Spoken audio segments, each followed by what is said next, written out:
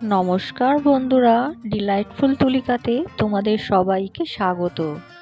আজকে আমি তোমাদের কাছে নিয়ে এসেছি ধনেপাতার পকোড়া বা বড়া বলতে পারো। কিভাবে তৈরি করব আর কি কি দিয়ে তৈরি করব সেটা তোমাদের সাথে অবশ্যই শেয়ার করব। তোমরাও বাড়িতে সেইভাবেই তৈরি করে খেও। গরম গরম ডাল ভাতের সাথে কিংবা মুড়ির সাথেও তোমরা খেতে পারো, খিচুড়ির সাথেও খেতে পারো এই পকোড়া। চলো বন্ধুরা, তাহলে দেখে নেওয়া যাক কিভাবে আমি বানাচ্ছি এই ধনেপাতার পকোড়া বা বড়া। আর অবশ্যই দেখিয়ে দেবো কি কি উপকরণ দিয়ে করলে এই বড়া মুচমুচে হবে। চলো তাহলে দেখে নেওয়া যাক কিভাবে এই রেসিপি আমি করছি আর কি কি উপকরণ লাগছে। প্রথমে কয়েক আঁটি ধনেপাতা আমি ভালো করে ধুয়ে নিয়েছি। দেখো, ওপরের শিরাগুলো তোমরা কাটবে না, যে শিকড়গুলো আছে, কারণ এক একটা বাঁশ ধরেই আমি এই চপগুলো বা বড়াগুলো আমি তৈরি করব।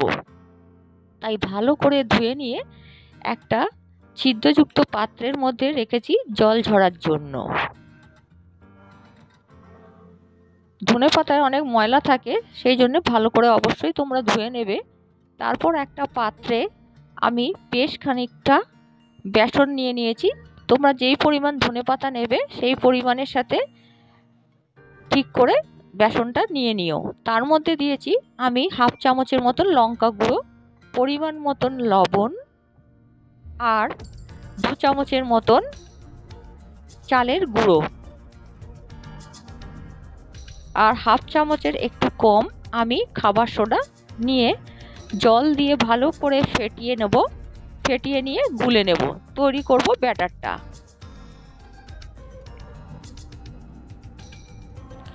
তোমরা এটা চামচের সাহায্যেও করতে পারো কিংবা হুইস্কের সাহায্যেও এই ব্যাটারটা তৈরি করতে পারো। আমি দেখতেই পাচ্ছ একটা চামচের সাহায্যে ভালো করে প্রথমে শুকনো জিনিসগুলো ভালো করে মিশিয়ে নিয়ে তারপর অল্প অল্প করে জল নিয়ে বেসনটা গুলে নেব। প্রথমেই এক গাদা জল দিয়ে দিও না, তাহলে ব্যাটারটা পাতলা হয়ে গেলে ধরবে না ধনেপাতার গায়ে। তাই আস্তে আস্তে করে জল দিয়ে দিয়ে ব্যাটারটা তৈরি করতে হবে।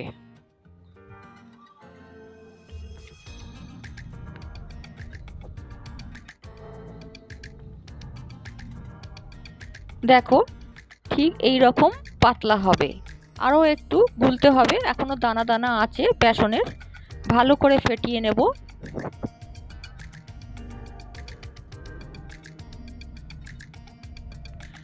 ব্যাটারটা তৈরি করে কিছুক্ষণ আমি রেস্টে রেখে দেব।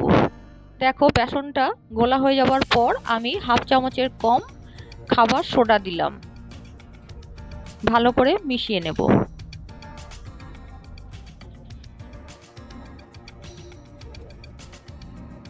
খুব বেশি ঘনও না, খুব বেশি পাতলাও না, ঠিক যেভাবে করেছি সেইভাবেই তোমরা ব্যাটারটা তৈরি করে নিও।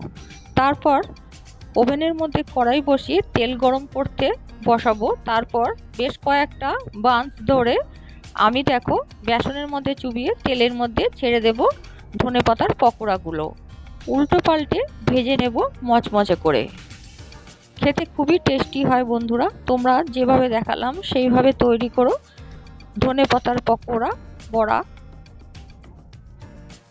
এক একটা করে তোমরা এইভাবে গরম তেলের মধ্যে উল্টে পাল্টে ভেজে নেবে।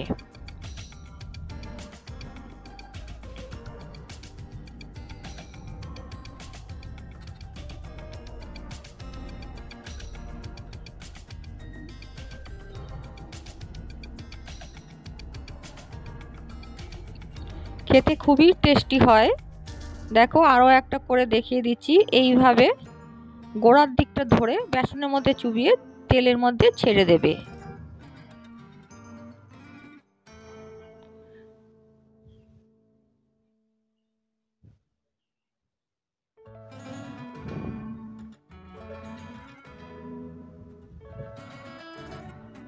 এই পকোড়া যদি তোমরা গরম গরম খাও খেতে আরও সুস্বাদু লাগবে, কারণ মুচমুচে ভাবটা গরম অবস্থাতেই ভালো লাগে বেশি। দেখো তৈরি হয়ে গেছে আমার ধনেপাতার পকোড়া বা বড়া।